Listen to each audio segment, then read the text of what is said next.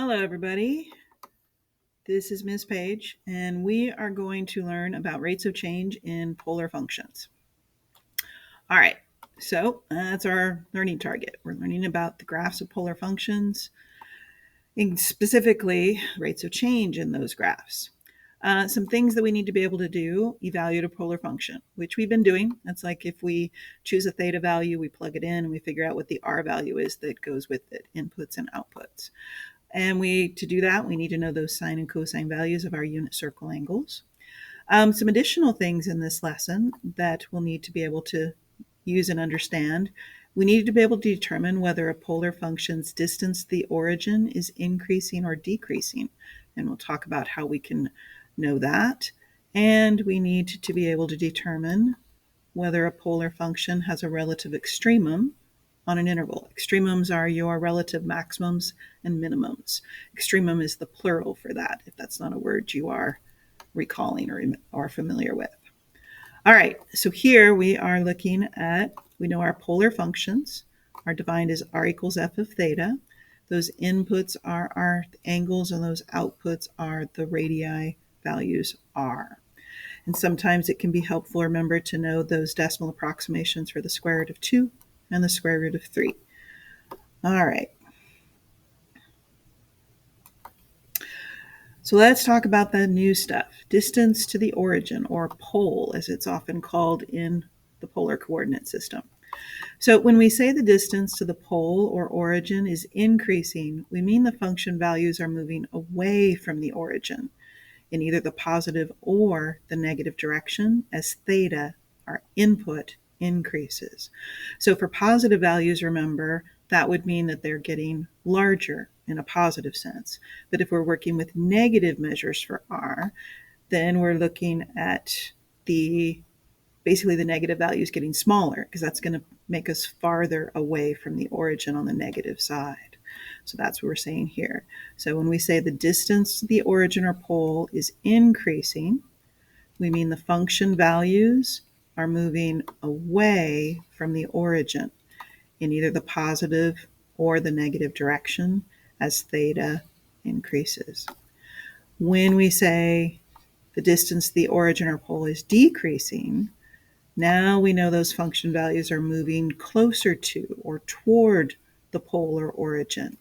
And again, in either the positive or negative direction, meaning r can be positive, r can be negative, but if our points are getting closer to the pole, then we say the distance to the origin or pole is decreasing. And this is always as theta increases.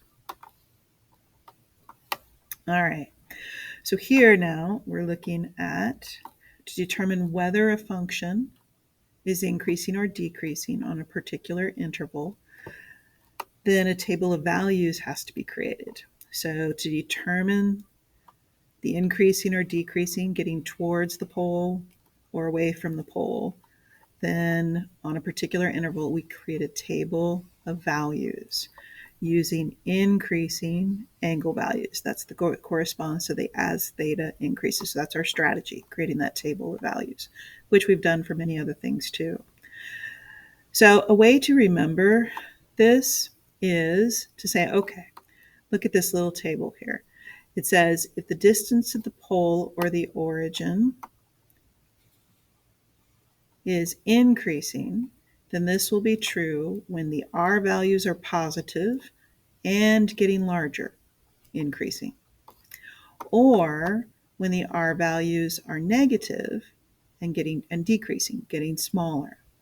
So you can kind of think of these as this is what this is talking about. The signs match, like positive and increasing. We can think of those as both a positive or getting larger situation. Negative and decreasing. We can think of both of those either as a negative or a getting smaller situation. We'll say that our distance to the pole or origin is decreasing when we get these values in our table. Our r's are positive, but they're getting smaller. They are decreasing. Or when our r's are negative and they're getting larger, they're increasing. Then we know we're moving closer to the pole or the origin. Let's take a look at some examples here. So we want to consider the graph of the polar function r equals f of theta. And here's our f of theta, 1 plus 2 sine theta in the polar coordinate system for the interval from 0 to 2 pi radians. It says for each interval, determine whether the distance between the point f of theta comma theta and the origin is increasing or decreasing, and explain our reasoning. So remember, f of theta is another way to write r. So this is also r comma theta. We want to be comfortable with both notations as we've talked about. All right, let's take a look at this first interval. So within the interval from 0 to 2 pi, we're focusing on the smaller interval from 0 to pi halves. And we are then going to make a table of values, choosing our thetas from this interval and seeing if our r values are positive or negative and getting larger or smaller. So we look at theta being 0. So this gives us 1 plus 2 times sine of 0. Sine of 0 is 0, so this gives us a value of 1. So now we have 1 comma 0. So we have a positive r value. Now let's see what we get next. So let's take a look at, with sine, pi 6, remember, is a nice one to work with because the sine of pi 6 is 1/2. So this would be 1 plus 2 times 1/2. That gives us 1 plus 1, which is 2. So we can see our r value is positive again, and it's larger than the first r value, so it is increasing. Let's go ahead and pick the other endpoint in our interval just to complete this idea. So we plug in pi halves to our function. Sine of pi halves is 0, so we get 1 plus 0, or 2 times 0, which is, of course, 1 plus 0, which is 1. So here,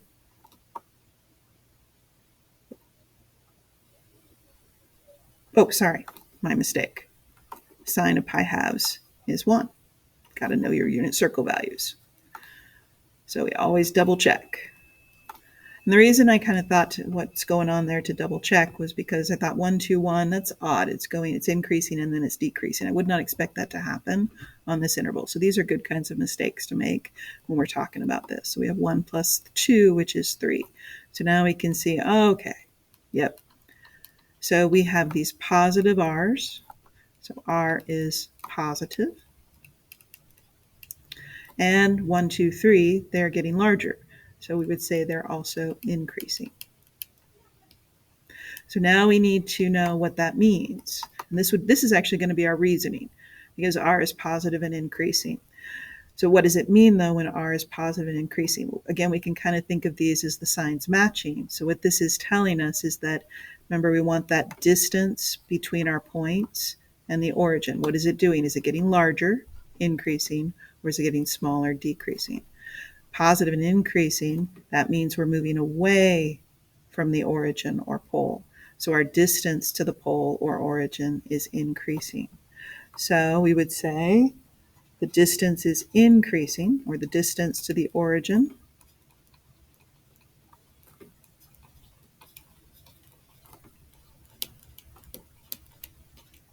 is increasing because the r values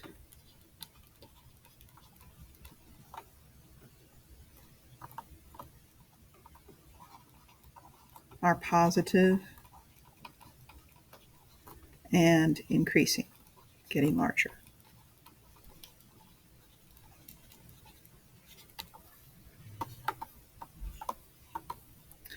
All right, let's take a look at the next one here.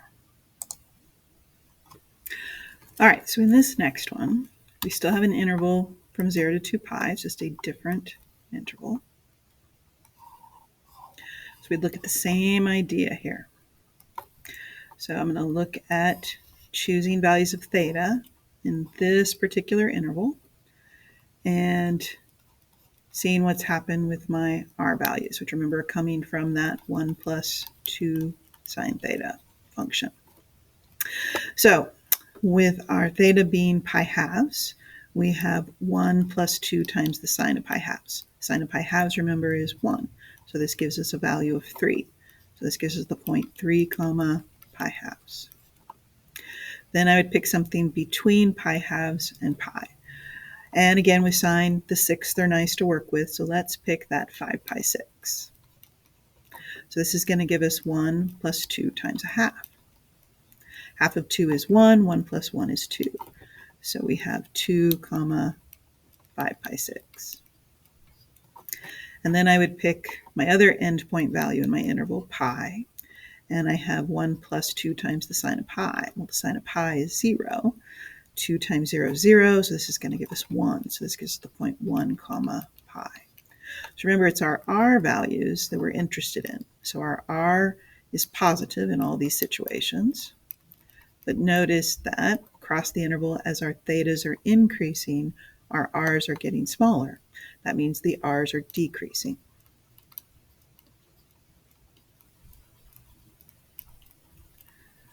So this is going to be our reasoning, that those function values or r values are positive and decreasing. Now we need to know what this means. So these guys, we can kind of think of these as opposites, positive and decreasing. Positive things get, pluses getting larger, the idea decreasing, getting smaller, so they're kind of opposites to each other. So the signs, and I say signs with those little quote marks, not literal signs, they don't match. So what this tells us then is the distance to the origin is decreasing. So the distance to the origin is decreasing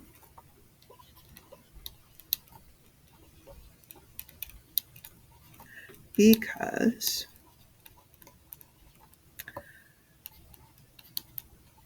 those r values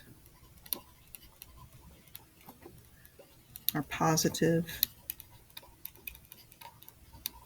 and decreasing.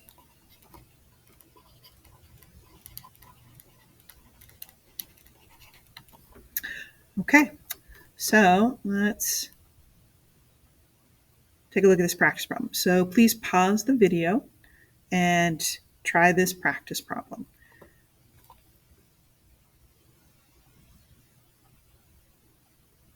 Okay, so let's see how you did.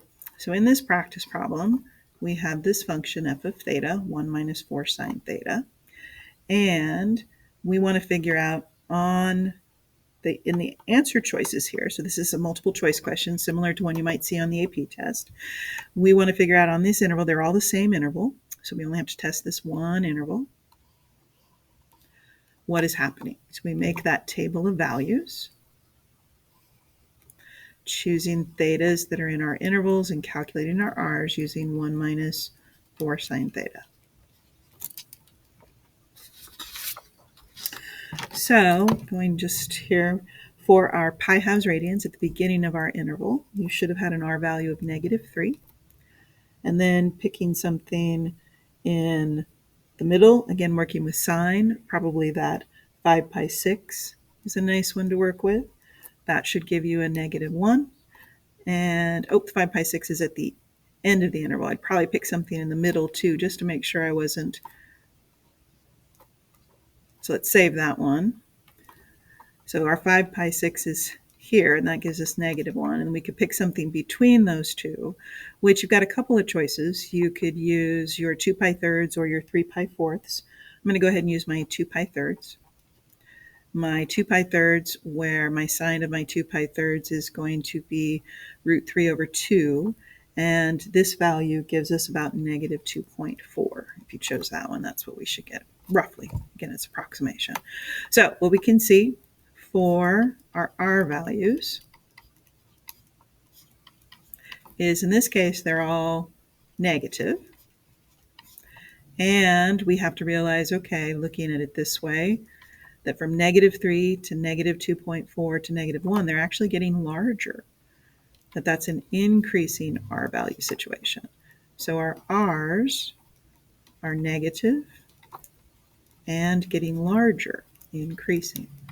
So what does that mean? Well, negative and increasing are kind of those opposites.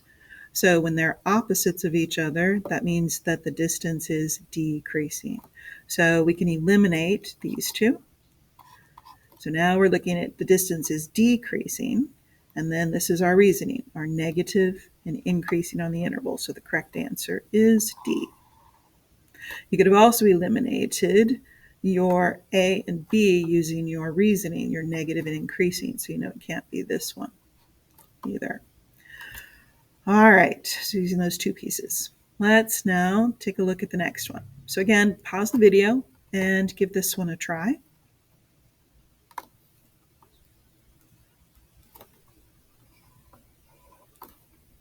All right, so here we're looking at the function f of theta equals 1 minus 2 cosine theta.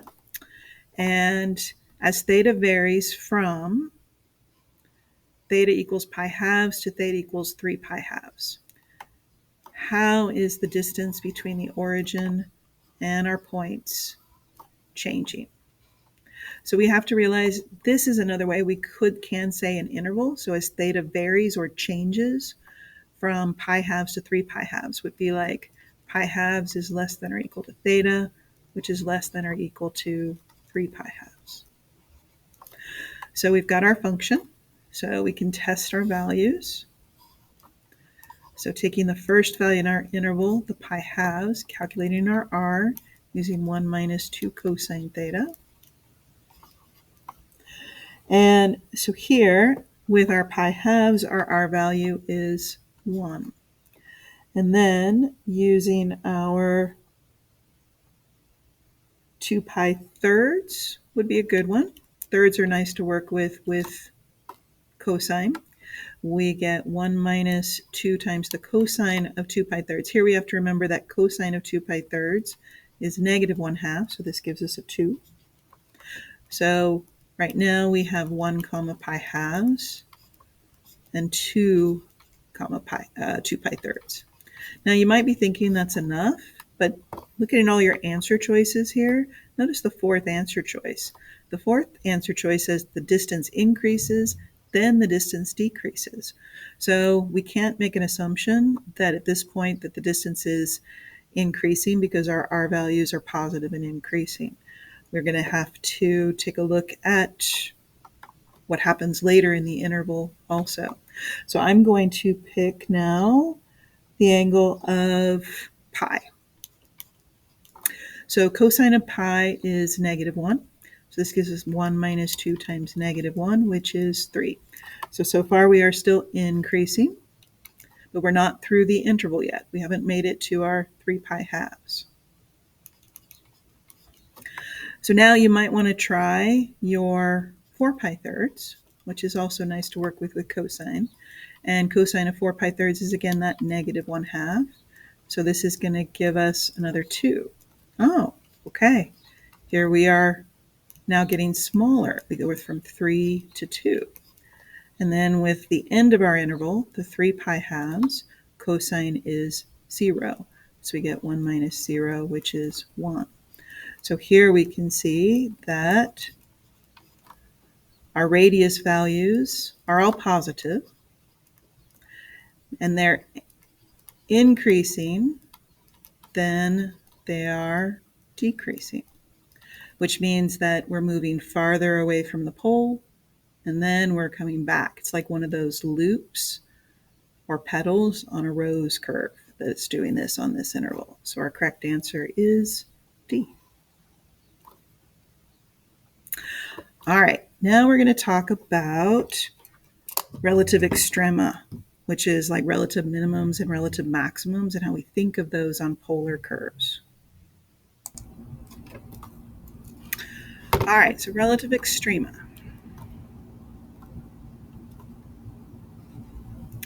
So if a polar function changes from increasing to decreasing or decreasing to increasing, that means that the points are getting farther away from the pole, increasing, and then closer to the pole, decreasing. Or they're getting closer to the pole, and then they're getting farther away from the pole or origin. Then what we know is on that particular interval, the function has a relative extremum, which is the singular for extrema. And the relative extremum corresponds to a point farthest from the origin or closest to the origin. on a given interval. I'm just going to change colors there to help that stand out a little bit. So relative extremum corresponds to the point farthest from the origin. That would be like a maximum, or closest to the origin. That would be like a minimum on the given interval.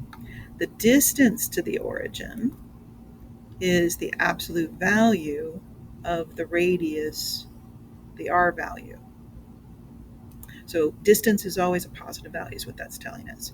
Even if we're dealing with a point that has a negative r, we would deal with the positive. We'd use the positive value as our extrema value.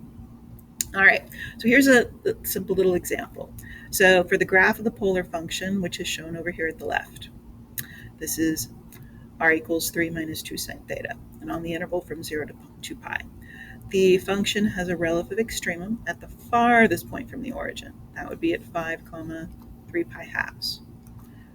So that would be this point. That's an extremum. It's like a maximum. It's farthest from the point we call the origin or the pole.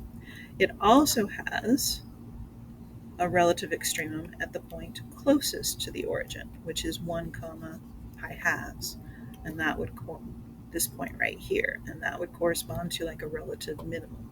That's how we think of maximums and minimums with our polar functions. So it's not about low and high, it's about distance from the pole or the origin. So this, even though it's lower, is the maximum situation because its distance is farthest, okay? Or that's how we would think about it comparably. All right, let's take a look at this example. All right. So we're going to consider the graph of the polar function where our r equals f of theta, and f of theta is 3 times the cosine of 2 pi, or not 2 pi, 2 theta in our polar coordinate system. We're looking at an interval from 0 to 2 pi. Which of the following is true about the graph of r equals f of theta? So let me see if I can get all of these onto the screen at once. Not quite. So I will scroll up here in just a second. All right, so we'd again use that same strategy of looking at what's going on our interval. So notice here in our option choices, I'm going to write this down. So we have our r equals 3 cosine 2 theta. So notice our answer choices. It says for the input values of theta equals pi fourths and 3 pi fourths, that the function has extrema that correspond to the points that are farthest from the origin. And they all actually say farthest from the origin. So farthest from the origin, farthest from the origin, farthest from the origin, farthest from the origin. So really what we're looking at is differentiating in these two situations. And we have the difference between these two. So we have these two thetas in the same. So what's the difference between them? Well, here it's saying in part A that they both are farthest from the origin. Here it's only the point corresponding to pi fourths is farthest from the origin. And in this one, same type of thing. So here we have theta's pi halves and pi in both of them. For this one, only the point corresponding to theta equals pi is farthest. This one, choice D, is both. So what we're going to have to do is make a table of values for our function for these 4 angles and see what our r values are. So we'll want to test our pi fourths and our 3 pi fourths from our first 2 answer choices, and our pi halves and our pi from our second. So our r values here, so pi fourths, remember, because it's 2 theta, we are going to have to multiply our pi fourths times 2. So that's going to give us 3 times the cosine of pi halves radians. And the cosine of pi halves radians is 0. So this gives us 0. So we've got 0, pi fourths. For 3 pi fourths, again, we'd have to multiply 3 pi fourths times 2, which is going to give us 3 pi halves. And cosine of 3 pi halves is also 0. 3 times 0 would give us 0. Now, remember that if your R value is 0, that those points are at the pole. So those are unlikely to be farthest from the origin. Since we are at the origin, we're going to have other points. If we're not sure, we could pick other points, meaning choose other thetas somewhere else to see. But here, also understanding that 3 cosine 2 theta is a rose curve is helpful, because we end up with knowing that, all right, then we have this looping, got 4 petals, and it's doing something like this. That idea. All right, so let's take a look at what happens with our pi halves and our pi. So with pi halves, we've got to, again, multiply by 2. The pi halves, that's going to give us pi. So this is 3 cosine of pi. Cosine of pi is -1, so this is -3. So this would be -3 pi halves. And then at pi times 2 would be 2 pi, so this gives us 3 times cosine of 2 pi. Cosine of 2 pi is 1, so this is 3 times 1, which is 3. So we have 3 comma 2 pi. So just using my little sketch here, which was kind of helpful for me to see, my -3 comma pi halves would be this point, and my 3 comma 2 pi would be going all the way around and coming back to that position. So both of these points correspond to being farthest away from the origin. So that means that we would choose D as our answer. They're both extrema points that are farthest from the origin. All right, let's pause the video and try this practice problem.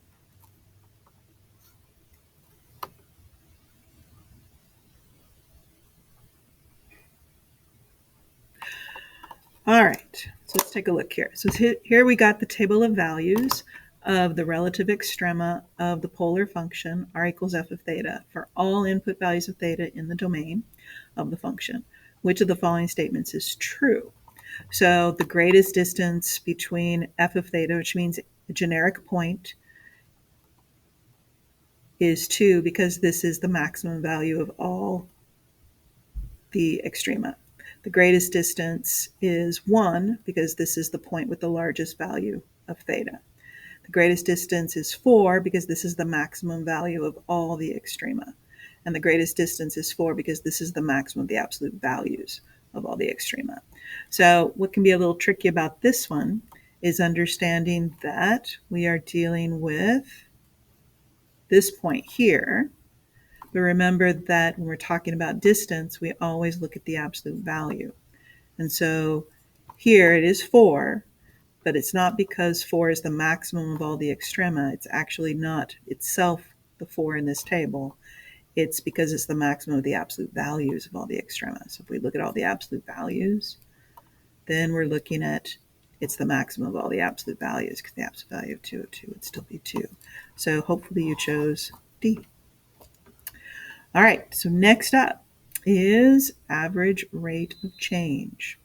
So the way we calculate average rate of change is basically the same as we do for other functions. We just have to remember that our r's are our outputs and our thetas are our inputs. So when we look at average rate of change for a polar function, the difference or change in our thetas is in our denominator, and our r values, corresponding r values, the outputs are in our numerators. So this is like our change in y over our change in x. This is like our y sub 2 minus y sub 1, and this is like our x sub 2 minus x sub 1. Change in outputs over change in inputs. All right, let's take a look at this example.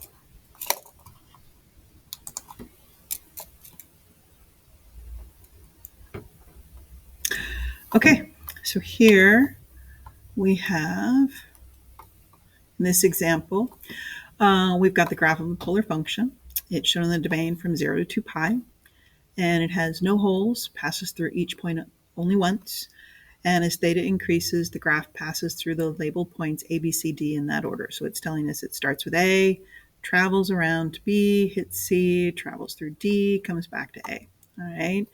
And then it says, what is the average rate of change of our function r? Remember, r is our f of theta, with respect to theta from B to C.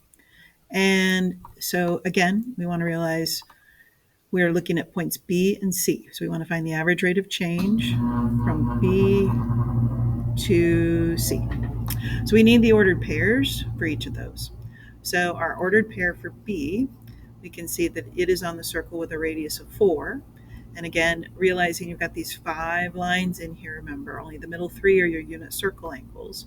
This is your pi 6, this is your pi fourths, this is your pi thirds. Those others, this one is pi 12ths, 2, 3, 4, 5 pi 12ths, just to kind of remind us of that. So that's telling us we have the point B is 4 comma pi thirds. Point C, we can see over here, is on the left side of our origin. So its radius would be, well, actually we could do it a couple of different ways. We can make it a -1, 0, or we can make it a +1 and then rotating pi. Maybe that's a little bit easier for how we would look at it here. So think of this as a +1 rotating to pi to put it in that position. So let's call point C 1 comma pi. All right, so here's where average rate of change can mess you up if you're not careful, especially given the multiple choice answers here. What we're looking at, remember, is r and theta, but your thetas are like your x's and your r's are like your y's. These are your inputs and these are your outputs. So when we do our average rate of change for any interval, our outputs are on the top and our inputs are on the bottom. All right, remember we're going from B to C. So that would be our interval. These would be our first and these would be our seconds. So here what we have is, this is like our r sub 1 and our theta sub 1. And this would be our r sub 2 and our theta sub 2. So when I set up my average rate of change, my theta sub 2 is my pi. That's my larger angle value minus my pi thirds. Above the pi should be the r output value that goes with it, which is 1. And above the pi thirds should be its r output value, which is 4. So here what we get is a -3. And this we have to think of as 3 pi thirds. So 3 pi thirds minus 1 pi third would be 2 pi thirds. So here we have division involving a fraction. And so this would be equal to 3 times the reciprocal, or -3 rather, times the reciprocal of that fraction, which would be 3 over 2 pi. And of course, -3 is a denominator of 1, and multiplying straight across gives us -9 over 2 pi, which matches our choice C. All right, so what follows is a practice problem. So why don't you go ahead and pause the video here. Give this practice problem a try.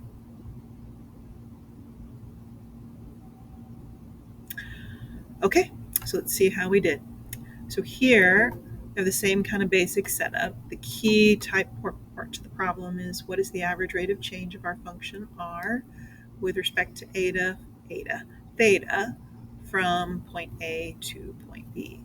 So here's our point A. And A would have the ordered pair 5, 0, since it's on the positive side of the polar axis. And then we have B here. And B is that, remember, this is our pi 6, pi fourths, pi thirds, and it's on the circle with a radius of 4, so this is our 4, pi thirds. So again, these would be our starting r sub 1 and theta sub 1, and our ending r sub 2, theta sub 2. So for our average rate of change, again, those thetas are the input, so they have to be in your denominator. The corresponding outputs above in the numerator. So our thetas, theta sub 2 is our pi thirds, so we have pi thirds minus 0 radians. Above the pi third should be the radius of 4, and above the 0 should be its radius of 5. So this is going to give us -1 over pi thirds, which means negative 1 divided by pi thirds. So this would be equal to negative 1 times the reciprocal of pi thirds, or 3 over pi. And that has a denominator of 1. Multiplying straight across gives us negative 3 over pi. So hopefully you came up with the answer of B. All right, so that's all the problems for this lesson. And from here on then, you should take a look at the assignment. All right, have a very nice day.